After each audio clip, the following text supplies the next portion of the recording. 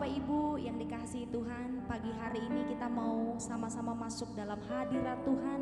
Kita bersyukur kalau hari ini kita ada sebagaimana kita ada, semua karena kebaikan dan kemurahan Tuhan. Mari saat ini sama-sama kita sebelum memuji dan menyembah Tuhan, mari kita satukan hati kita, kita berdoa. Pagi hari ini kami menghampiri Engkau di tahta kasih karunia-Mu dengan penuh keberanian. Karena kami tahu Tuhan, Engkau melayakkan kami oleh karena darah-Mu Yesus, yang membuat kami orang-orang yang seharusnya tidak layak menjadi layak untuk berjumpa dengan Engkau karena anugerah-Mu Tuhan. Biarlah pagi hari ini kami menjadi orang-orang yang menaruhkan seluruh pengharapan kami sepanjang hari ini, bahkan sepanjang hidup kami hanya kepada Tuhan.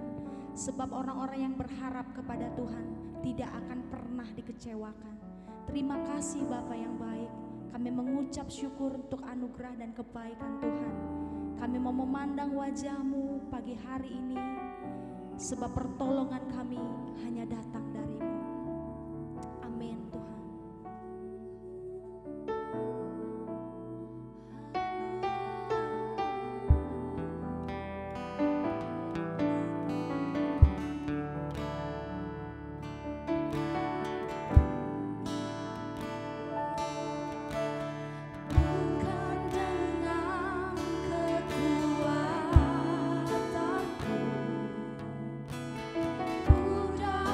Jalani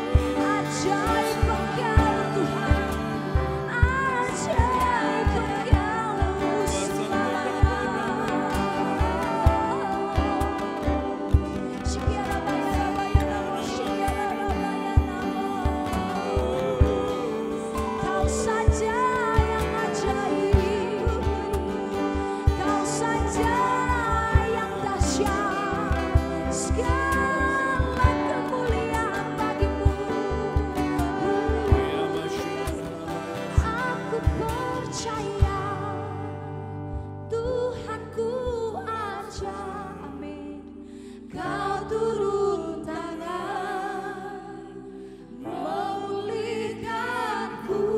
Katakan, aku percaya Tuhanku dahsyat. Kau turun tangan. Bapak Ibu yang dikasihi Tuhan, sekali lagi perkatakan dan alami. Aku percaya Tuhanku ajaib. Kau turun tangan, yes, memulihkanku. Aku percaya Tuhanku dahsyat. Kau dahsyat, Kau dahsyat. Lebih lagi katakan, aku percaya Tuhanku ajaib. Kau turun tangan, memulihkanku, dan aku percaya Tuhanku dahsyat. Kau turun tangan, katakan kau turun tangan, kau turun menyembuhkan aku, menyembuhkanku. Kau turun tangan memberkati, memberkatiku. Terima kasih Tuhan, haleluya. Terpujilah Engkau selamanya.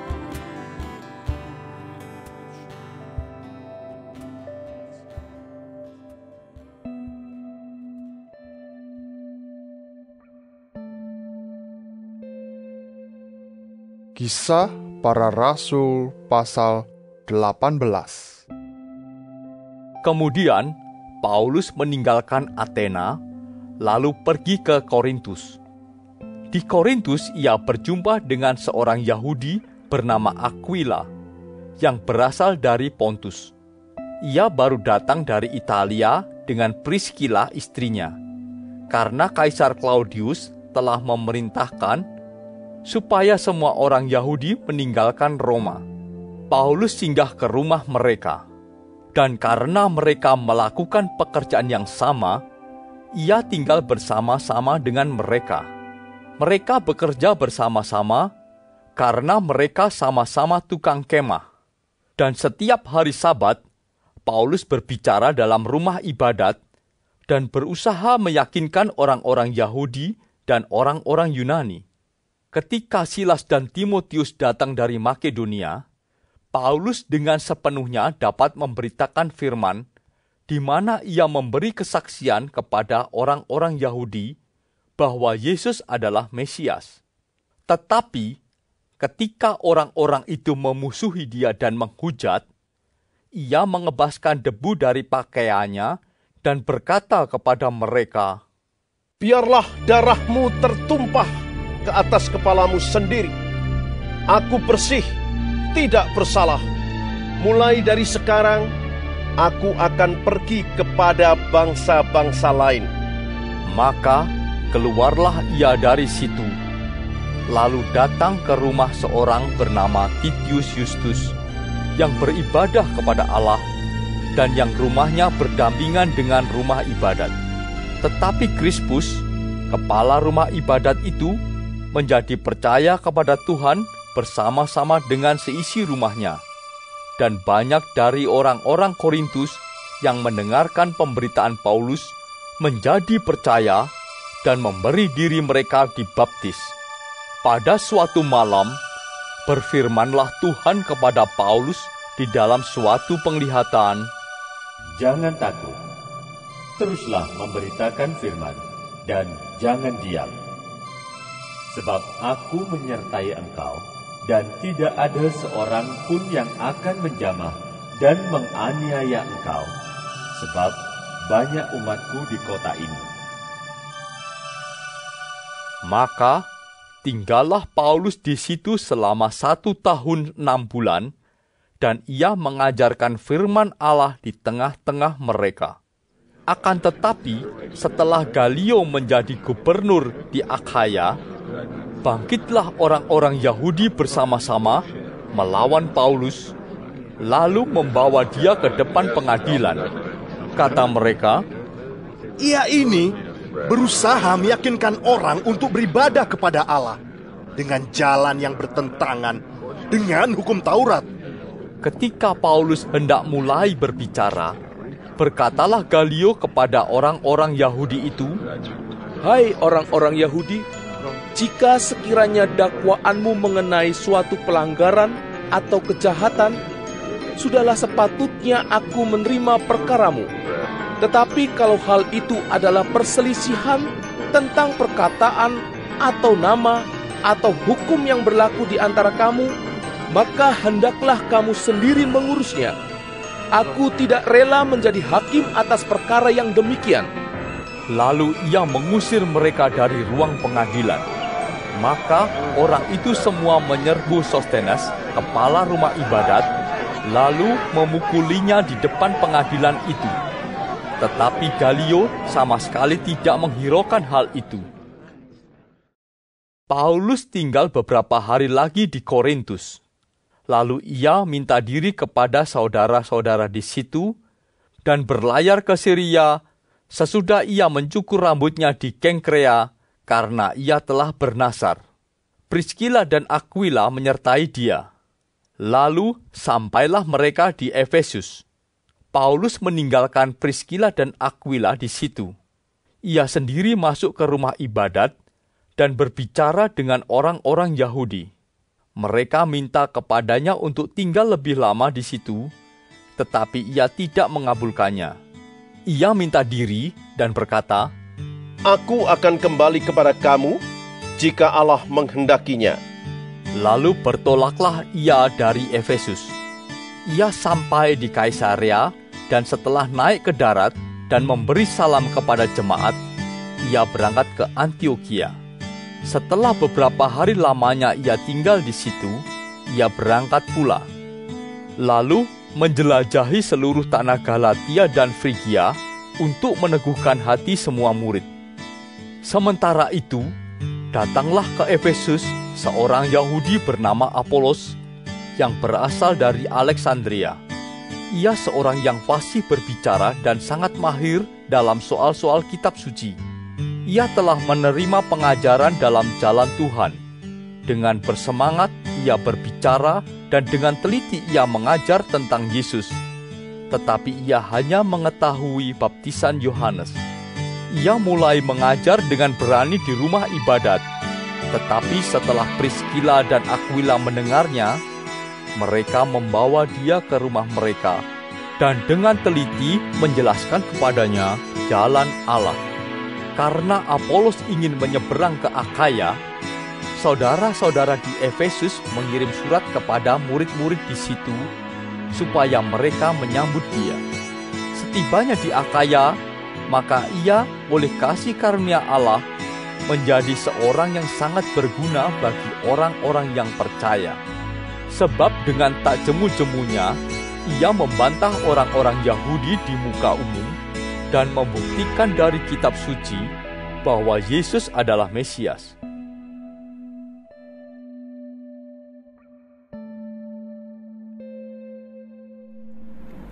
Tuhan Yesus, terima kasih untuk pagi hari ini. Terima kasih untuk berkat yang boleh kami terima dari malam sampai dengan pada pagi hari ini.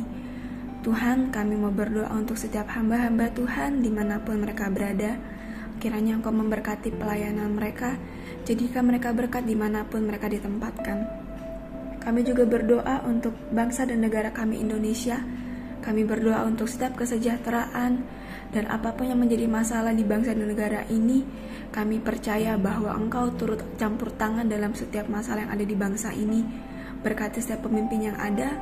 Kami percaya bahwa mereka adalah orang-orang yang Tuhan pilih. Kami juga berdoa untuk setiap anak-anak-Mu yang sedang mengalami sakit penyakit. Kami berdoa kiranya Engkau Tuhan memberikan kesembuhan yang luar biasa. Biarlah mereka boleh menjadi kesaksian dalam kehidupan mereka bahwa Engkau turut bekerja dalam setiap hidup mereka. Terima kasih Tuhan. Bapa kami yang di surga, dikuduskanlah nama-Mu, datanglah kerajaan-Mu, jadilah kehendak-Mu di bumi seperti di surga. Berikanlah kami pada hari ini makanan kami yang secukupnya, dan ampunilah kami akan kesalahan kami, seperti kami juga mengampuni orang yang bersalah kepada kami. Dan janganlah membawa kami ke dalam pencobaan, tetapi lepaskanlah kami daripada yang jahat. Karena Engkaulah yang mempunyai kerajaan, dan kuasa, dan kemuliaan, sampai selama-lamanya. Amin.